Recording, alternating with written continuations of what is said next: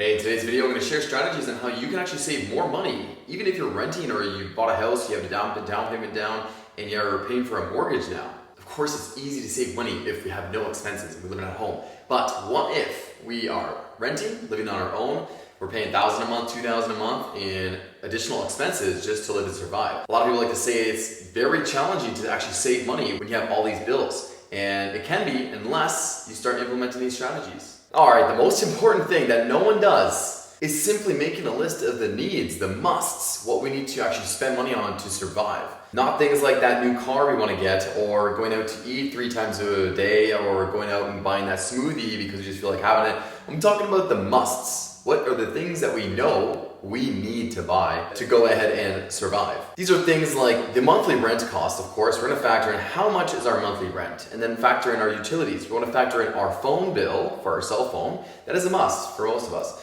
We want to factor in internet if we're paying for internet. We don't need the TV, so we're not going to make that a must, but internet is going to be a must. We're going to factor in our car insurance if we have a car, and what our car payment is. But of course, we want to make sure we just we don't splurge and buy some brand new car. We want to buy a used car, of course, and nothing that's too crazy and fancy at the start. Because listen, we're trying to build our future here. We don't need to spend a ton of money on some fancy materialistic things until we have these good baselines set. It's going to involve a gym membership as well, our groceries, and basic small expenses like cleaning products, making sure we have paper towel, Kleenex, some cleaning appliances, dish soap, hand soap, just the little things that we're gonna have to replenish every once in a while. Once we've made a whole list, you just want to sit down for a good 30 minutes and just start making this list and just go look around your place that you're renting now and just go look at the things that are needs, they're musts for you to survive and go ahead and actually live. Not the things that we want, that we don't necessarily need. We really need to be honest with ourselves. The key is to be so honest with yourself and decide, hey, do I actually need this? Do I actually need this? And most of the things that we think we need, we actually don't. So we want to ask ourselves these tough questions, and then once you have that list, that's when we go ahead and take the next steps. Now we take a look at our average monthly income, right? This is the second step. We take a look at our average monthly income. What can we expect to earn from our job, our business, our side hustles, whatever income comes in each month? And if we're not tracking this and we're not aware of how much is going to come in each month on average, that's a problem. If you don't know that, press pause now and figure that out. Then come back and start watching the video again. On average, what's the lowest end that you could possibly expect in income on a monthly basis? What's the highest end you might expect? Get that range in there and then basically just average it out. Use the average that you think you would expect in terms of income that's going to come in each month, okay?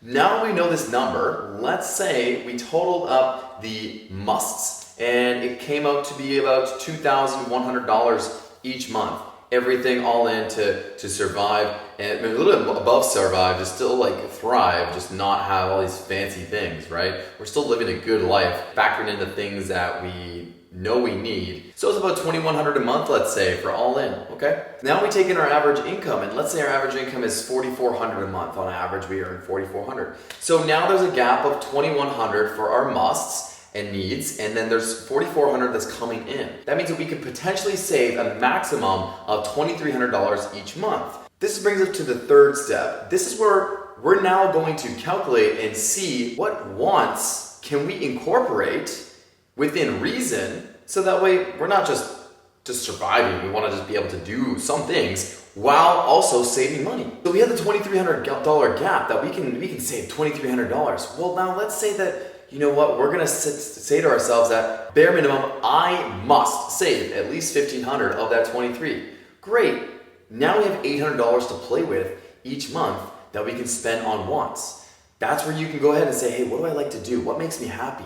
And go ahead and use that $800 and allocate that $800 into the things that you know are gonna make you happy. So that way you can continue to work hard, enjoy life, save money on a monthly basis, have it automated, and enjoy the process. Because if we're not enjoying the process, we're gonna be miserable while we're doing it, and we're not gonna be able to stick to it long term. So we wanna make sure that we actually enjoy the process. So we're gonna allocate those $800 to now doing the things we love doing. This toughest part is step number 4, okay? Because step number 4 is now sticking to the plan. It's hey, I allocated these $2,100 to these musts. and I have these $800 that I'm going to spend on the wants that I want to have. That means that when something comes up, we don't make any impulsive decisions to go ahead and spend money outside of what we told ourselves we were going to spend money on. We made the agreement to spend the money in this specific way for this month and next month, and the next month's coming. So the toughest part is this number 4 is actually sticking to our plan. And that's what a lot of people fail to do. A lot of people fail to even make the plan, in all honesty. So if you're able to at least make the plan, you're far more likely to follow through. This is the toughest one by far. It's just following the plan and not wavering. My advice here is to go ahead and, number 1, budget out all of your musts and needs for your living expenses. Figure out what is your average monthly income. Then go ahead and allocate the remaining money to the wants, so you can still give yourself a set number minimum that you're going to save each month. My suggestion, I would say at least a $1,000 minimum, no matter what your income level is. At the absolute minimum, $1,000 a month must be saved if we're looking to become financially independent in the future. If you want to live a free life and not have to think about money and not have to worry so much about money, you're going to want to save a bare minimum of $1,000 a month if you're in your early 20s. If you're farther into that in your life, you're going to want to save more, possibly double or triple that, $2,000, $3,000, maybe $4,000 a month.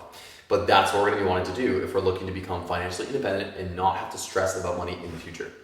Then the toughest part is number 4, of course, and it's actually following through on a daily, weekly, monthly, yearly basis. This is a commitment. We must commit fully to the process and understand that, hey, I am not suffering. This is great. I am saving. I have my savings on autopilot. I am still enjoying my life because I have money allocated to doing the things I love doing outside of my just my wants and needs. I'm not just spending money on surviving. I have this additional money that I'm allowed to spend on making myself happy, while also saving enough money to build my future so later on I will never have to worry about money. If you have this plan and you just plan it out like this and you can see your future ahead of you and you see your future looking brighter, you see your net worth increasing based on the plans you made, then you're going to go ahead and be far more motivated to go and stay on track and actually follow through in your actions. So if you have any questions on this, shoot them down below, but I'd highly encourage you actually go ahead and rewatch this video, go through steps 1 to 4, take the time with it. It shouldn't take more than 30 to 60 minutes to go ahead and do this and really resolve to follow through and stick with it on a consistent yearly basis to really build your ideal life. If you really found some value here, just give it a thumbs up. I truly appreciate it. And subscribe for more videos like this. If there's something you'd like to see more of, leave it in the comments below, and I'll see you in the next video.